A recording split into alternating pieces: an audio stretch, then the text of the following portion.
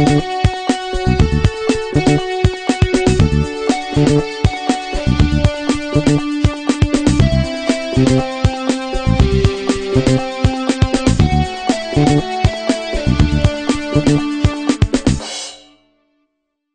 everybody, welcome to the MacMost Daily Vlog. That's Will, and I'm Gary.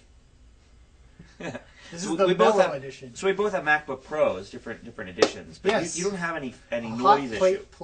You don't have any noise issue with yours. I have no noise issues. I have the speaker box. I've got noise issues with mine. You do? Now, a lot of research, there's many different types of noise issues with the MacBook Pros. Yeah. One is a CPU whine. Don't have that. You don't have that. You have that fan thing. There's another type of whine that's got to do with the video card or something like that. It's a little rare. Don't have that. I've got a fan. And the funny thing is that most of the stuff I hear, it's the right fan. Mine, it's the left fan. Okay. I think it depends on which way you're...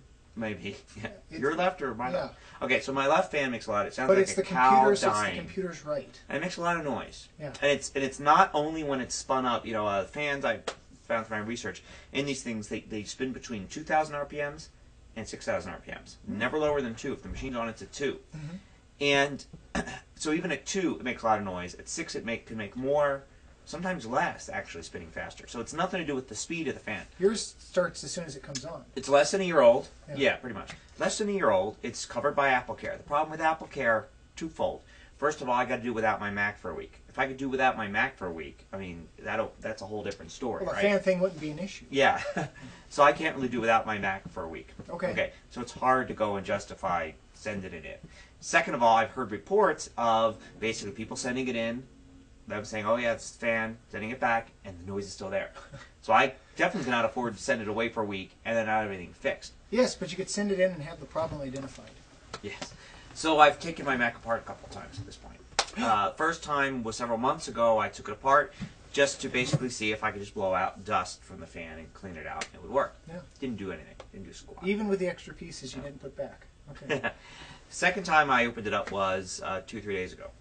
And that time I did something that somebody recommended. I put a piece of heat-proof material above the fan so that it sort of hold the fan in place.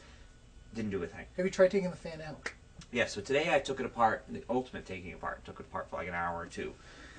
Which is kind of like, you know, you open heart surgery, but you stop the heart for like 2 hours, and it's like, it makes you real nervous. I like to be sort of quick, do some dusting, put it back together. Yeah. It's okay.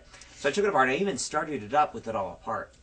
Like, you know, just to see the fan in action. Dude, yeah, I know. Oh, man, I was scared. I did full backups before this.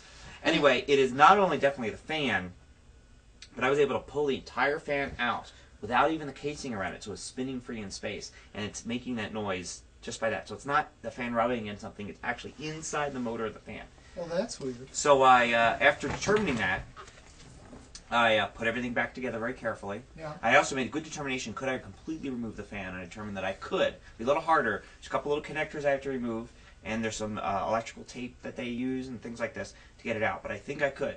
So then I went ahead, and for $50 from a site, I ordered a fan, a replacement fan, the exact Apple model part. Okay. Oh, I see. I didn't know those were available. Yes. It's going to be like, now that you've determined you have a defective fan and you voided your Apple warranty.